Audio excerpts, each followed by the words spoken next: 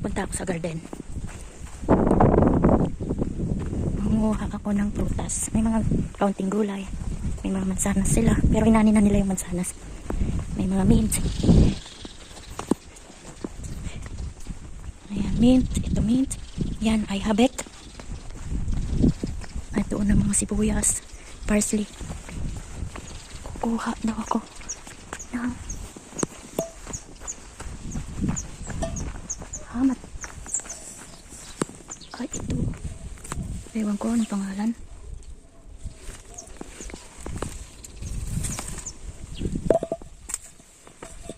Ang daming bunga.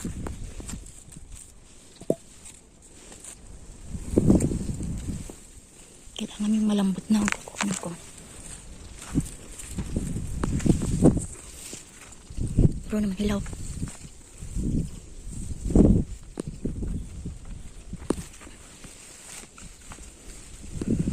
Madilaw-dilaw. Yung mga kamatis.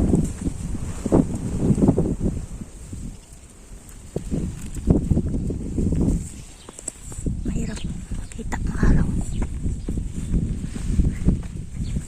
Agoy.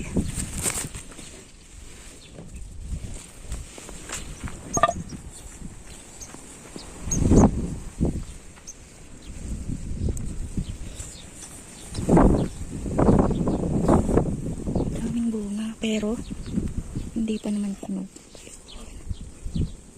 Parang hindi naman fresh. Tingin yung amo nandun sa taas bintana.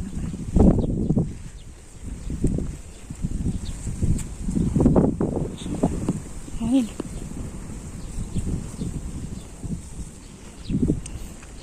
Hindi makita. Hinog. Oh shit. Ayan. Mas maraming kamatis ang hinog. Hindi pa naman hinog to.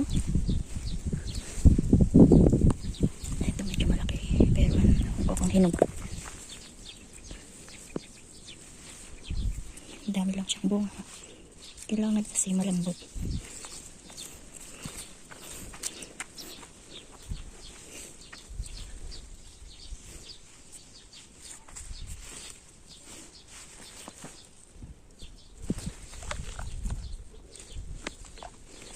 Dahil mahirap hanapin ng hinog.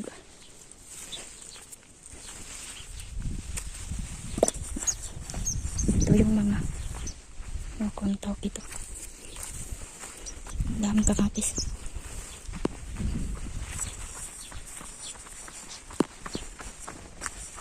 Ito yung green. Ito ay yung hinog na.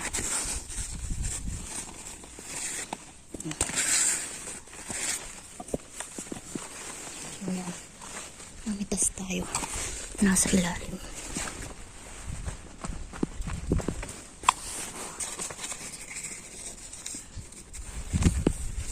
Maliit na puno lang siya. Itong bahay na to, pangalawang bahay na pinuntahan namin. Nasa kabilang bahay lang yung unang bahay na pinagbakasyonan namin. Ang dami siyang bunga. Meron yung green lang siya. Ang dami na. Dito ang marami.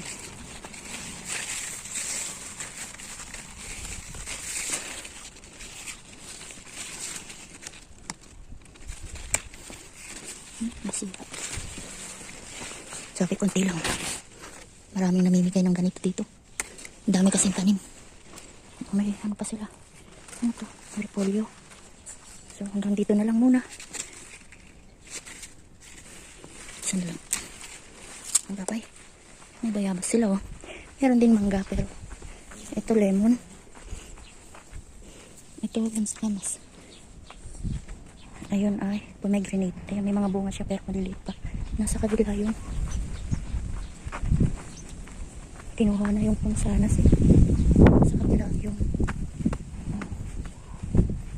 mangga. Doon bunga pa lang. So ayun na.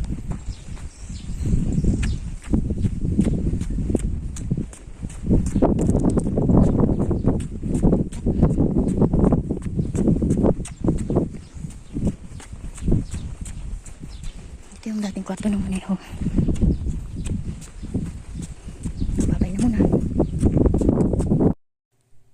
So, ito po mga kababayan, yung unang bahay na pinuntahan namin last year ni Lola. At ngayon nandito kami sa pangalawang bahay. So, pag mainit sa damam, nandito po kami. Every year po sila nagbabakasyon. So, babay na po mga kababayan. God bless po.